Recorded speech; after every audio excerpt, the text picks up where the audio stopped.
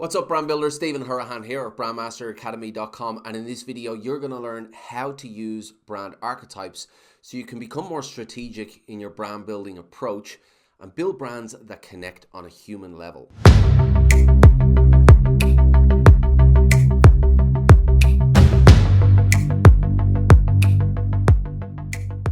Now, if you're new to this channel and you want actionable brand strategy tips and techniques to grow your business, well then hit that subscribe button and the notification bell and you will be well on your way. Now, when I first came across the term brand archetypes, I had been doing a lot of research on brand strategy already. I'd been reading a lot of articles and reading a lot of books, and as far as brand archetypes is concerned, I read plenty of books in that space, specifically The Hero and the Outlaw and Archetypes in Branding. So it's an area that really fascinated me because it opened up this whole new world of psychology and science and how that's applied to branding. So it really did fascinate me, and the more I learned about that space, the more I wanted to know. But when the penny dropped for me with archetypes and science and psychology in and around branding, it made me realize that branding was not about logos, it wasn't about fonts, colors, typography. It was about humans connecting with an idea. It was about the understanding of humans and how humans connect. And that's when it really opened this world for me as to what my role in branding was. My role in branding was to connect a business with an individual, and you do that through personality and human connections. So from there, I developed a 5-step process that I was then able to use to develop personalities for the brands that I was building for my clients.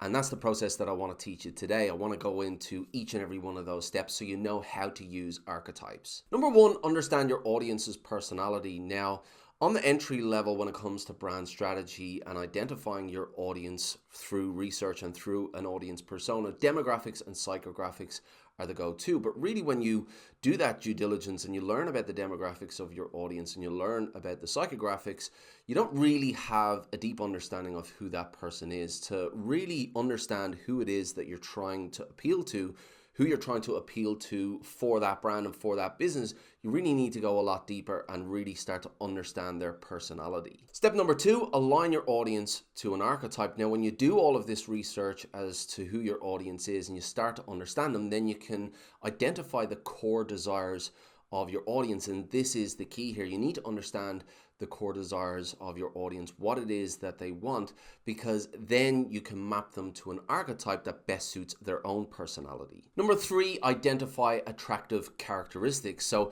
now you know your audience, you know their personality, you know what their core desire is, and you're able to map them to an archetype. So you have all of this information. So now you can identify the characteristics that they're most attracted to, and that leads into identifying who your brand archetype is going to be. If you know the characteristics that your audience are most attracted to, then you can use that information to develop your own personality. Number 4, know what they need. Now, it's very easy in the early stages of this archetype development and this personality development to jump to a conclusion about what archetype is best suited for your brand. But once you understand who the audience is and you've mapped them to a personality, it's not simply a case of matching them like for like.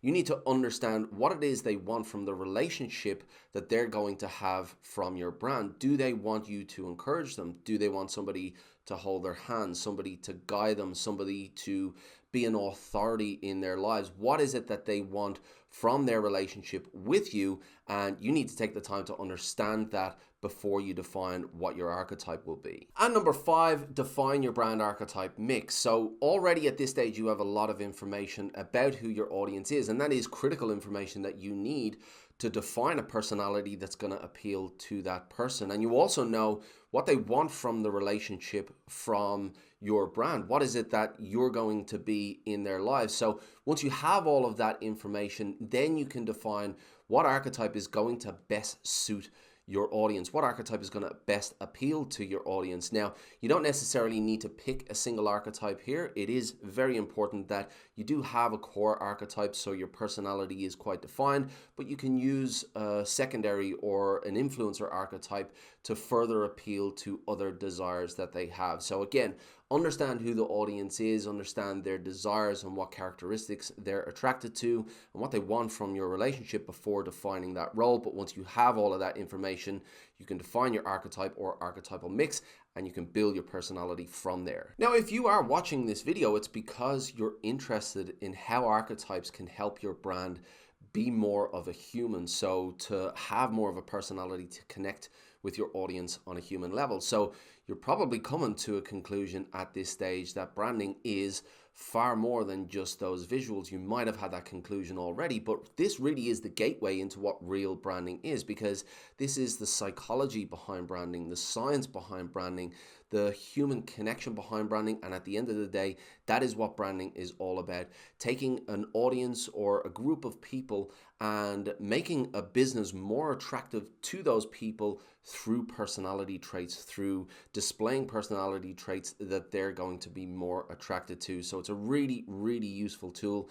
And if you are building strategies for your brands, then you really need to master the art of archetypes. Now, as I mentioned before, archetypes is one of my favorite topics when it comes to branding and the psychology and science behind it. So you will definitely see more videos on this channel over time in relation to this topic. But if you did like this video, then please give it a thumbs up and hit that subscribe button and hit the notification bell as well. It'll let you know when I've got new videos coming out. If you want more tips and techniques like this, then head on over to BrandMasterAcademy.com and sign up for the list. It is free, and I will drop those tips and techniques right into your inbox. And I do keep some exclusive tips for that list, so get yourself on there. But I want to hand it over to you now. Have you used archetypes before within your brand building? And is archetypes and science and psychology something that you believe in and something that you believe is important when it comes to branding?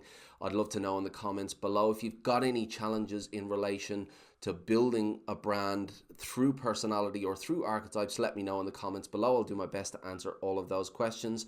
Until next time, brand like a master, and I will see you in the next video.